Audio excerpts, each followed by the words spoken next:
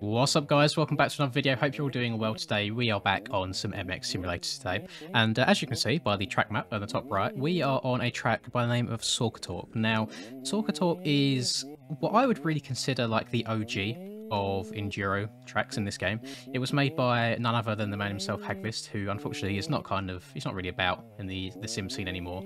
However, he is kind of the first guy on sim that really, in my opinion, really emphasise putting a lot of attention to detail in your tracks. Now, this track was actually released back in 2010, which is pretty gross that it's 12 years old and we're still here playing it today in 2022.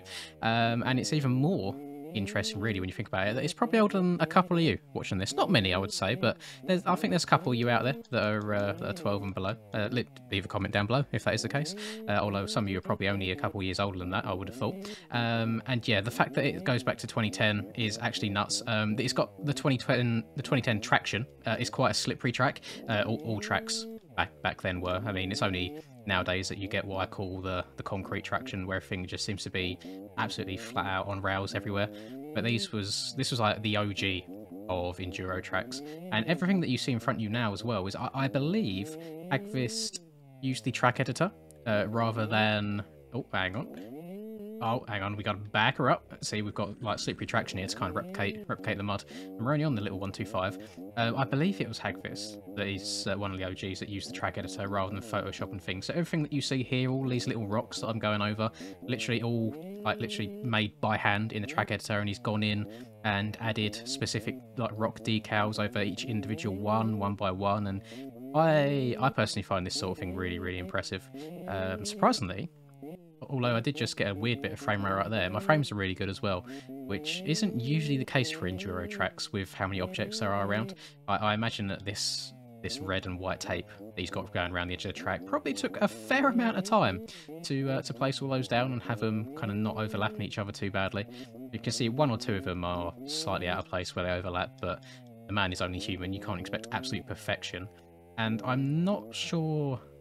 Now, I might be wrong in this. This is I think this is the first track that he ever released, the original version of Sorketorp. Now, Sorketorp itself it was originally a track, so it's got a dry and a, well, God, look at the traction when you're off on the grass. Very, very slippery. So it's got a dry and a wet version of an actual motocross track, and the Enduro was not an afterthought, but it wasn't the main feature of the download. So then a couple months later, he came back with a fully fledged Enduro part, which is technically Sorketorp Enduro 2 rather than 1. But I prefer this version. It's been many, many years since I played it, bearing in mind, so still trying to find my bearings. But I think this track for me really was the origins of me finding my love of enduro in sim and in all games, to be honest. I love my enduro so much. I played this, and then I believe the next one I played was also by Hagvist, which is called Banker Bodus, I think. I'm probably completely getting the pronunciation wrong. I believe the man himself is Swedish, and there's a few Swedish tracks out there that I always mispronounce, so I do apologise. But it's testament, to be honest, that people are still playing it to this day. I mean, I can't be the only one that's still sat here playing this. A lot of the new guys probably have no idea that it exists. I'll put the page to it in the description if anybody wants to give it a go yourself, if you are a fellow enduro lover like me. However, one thing that just take note of is the actual main links at the very, very top and beginning of the thread by Hagvist himself. They don't work anymore. Those links are gone. You need to scroll down to the last page of the thread, and someone has been nice enough to re-upload it. I think it was around 2014 or so. So thank God there are still people out there that have this track and can re-upload it when it goes missing, because I was searching for this for a video and I was really sad when I saw it wasn't working. So I believe the man is called Shadow, who did the re-upload. You are an absolute lifesaver. Thank you so much. Otherwise this video wouldn't be possible without you. And it kind of shows as well. I had, who was it? So do you remember not that long ago I'd done a video on Herrick's compound, and everybody kept requesting a new link or a key for the download that was there at the time, and Mr. Perry got a little bit annoyed by that because for some reason, I actually have an influence over you guys. I think a bunch of you went to try and download it, and thankfully I think there's new links up for that now, so you haven't got to annoy him anymore. But apparently he was getting an email every single time someone was requesting to have the download, which is quite funny to me. So I'm very, very sorry, but there shouldn't be any issues with this one at all. The link is there just for you guys to go and download and have a rip. And I would say approach it with a bit of an open mind. If you're a newer player to Sim, like in only the last couple of years, you are probably used to the overpowered traction. So traction way back in the day. If you've ever played like the JLV stock tracks, it's very, very similar to that. I would say maybe even some places a little bit slipperier, which is done intentionally because the Enduro track itself, it's meant to be like a wet version, but it's meant to be challenging, it's meant to be slippery. And is it really a true Enduro if you're not suffering the whole way around? I'm not too sure. Usually when you get to the point of finding Enduro a bit easier, it kind of loses that fun aspect. And I'm always looking to push myself on these games. I mean, I'm not even that good at Sim nowadays, but I still like challenging myself as much as possible. When it came to bikes, I feel like, unfortunately, I'm my own worst enemy, because if I take the like Krakenberg Enduro on bikes, for example, the only like true Enduro in my eyes, I enjoyed it and played it so much, it's got to the point now where I know what I'm doing everywhere, and it's not really a challenge anymore, which is a little bit disappointing, because I think that whole point of like discovering new bits of track and trying to learn it and challenging yourself is the funnest part for me. And it's why as well we had Aerial recently, round 2 of Aerial at Hangtown. We had an original version which was pretty damn rough. You know, you get to some parts of the track and you really have to pick your lines and work your way around different bumps, or it would just take you down to the ground without any chance of you saving it. For there was some issues with the track and such, and the website went down, so we couldn't do the night on the race. So the next day they done an updated version, but it was very flat. A lot of the kind of character of the track had been removed, if I think like that's a good way of putting it, and I just found it a little bit, just a bit boring, to be honest. I mean, I won all four races, so like the 2 NA motos and the 2 EU motos, but even then I still didn't really have that much fun.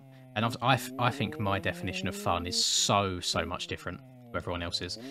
Some people just like going fast, throwing big whips, but I seem to have my most fun when I'm like picking my way around the track, really struggling, just trying to find the smooth lines, and not necessarily going like 3rd, 4th, 5th gear whipped around corners. Although it's fun every now and then for me, don't get me wrong, I can certainly have my 10 minutes of ripping around a track wide open, but I can literally spend hours trying to, on a difficult track like this, or like the old version of Hangtown, even if it's just a case of having to ride a little bit more realistically, you know, come into corners, stand up, get your weight back, slowly on the brakes. And I love that. I love that stuff so much, and it's what keeps me going back to the hard tracks time and time again. For example, I really enjoyed Oz when Oz first came out on MX bikes as well. But anytime I see an Enduro track on Sim, I hop straight on it as soon as I can.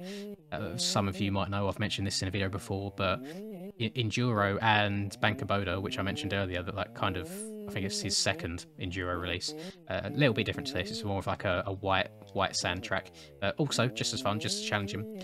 But that is really the track that I learnt Sim on.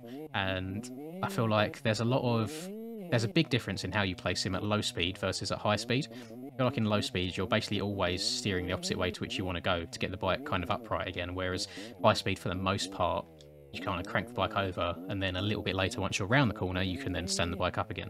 Not the case on low speed. And if you are someone that kind of struggles with bike control a little bit, and you're not too sure how to get the bike doing what you want it to do, 100% go and play some Enduro tracks, because there is nothing that will like throw you in the deep end as hard as these tracks, or make you learn as quickly as these tracks.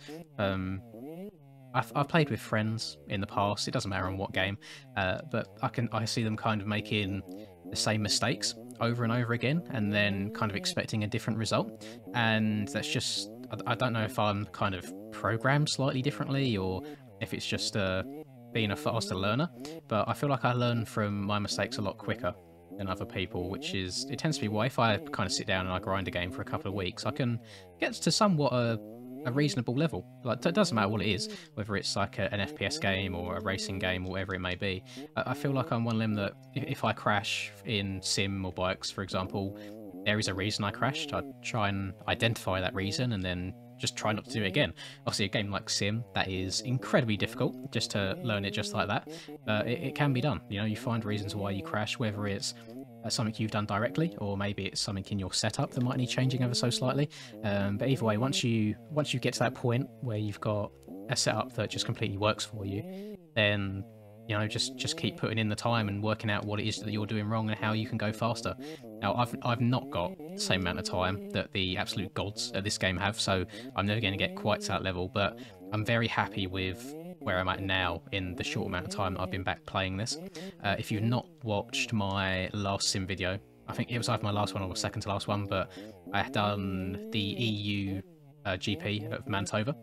Even in them 2 races, made a few mistakes throughout the race, which I know fully well what I done wrong, and it's purely a case of needing to spend a little bit more time practicing my long enduro motos because I've not had much experience doing that. And I think once I've got a few more rounds under my belt, I don't see any reason why I can't be kind of up there in the top 5 or so every round. The starts helped a massive amount, I won't lie. For some reason, my starts on a 450 are so much better than they are on a 250 in comparison to the other people in the class, not just in general, because obviously that makes sense that you'd be faster on a 450. But yeah, just a little bit more time and I'm really happy with where I'm at right now. And oh my god, I've already... Oh, that's a lap already. And just like that, already got all legs off right there. So not as long of a track as I was expecting. I thought it'd be a little bit longer than that. I'd say it's been quite some time since I played it. But I tell you what, in terms of video length, that's pretty damn perfect if you ask me. If you've got any tracks on Sim that you find particularly challenging or that you really enjoy, give me some recommendations down below, because I've been scrolling through the forums and such and TM Factory just looking for something that jumps out at me, and I'm not finding too much in the way of things that excite me right now. So 100% I'm open to your recommendations. Please do let me know what you want to see me play next. I hope you've enjoyed this video, most importantly, and hope I've not waffled on too much and you've still enjoyed the gameplay regardless, even though 125 is probably ringing your ears off by now. It sounds like just a little wasp going constantly. Please do drop a like on the video if you enjoyed it. Always really appreciate it, and it helps out the video more than you can ever know. Really does help push it out to more and more people. Subscribe to the channel if you're new. Hope you have a lovely rest of the day, whatever it is you guys are up to, and until I catch you in the next video, peace. I'm working hard, I'm sacrificing my life, I'm sacrificing my mind, I'm sacrificing my sanity, but most importantly, I'm sacrificing my time. Boy, I feel fine, I feel like I am a king. Honestly, I can't complain, even with faith that's the size of a grain of some salt, I will still move a mountain and do what I want. I got salt to be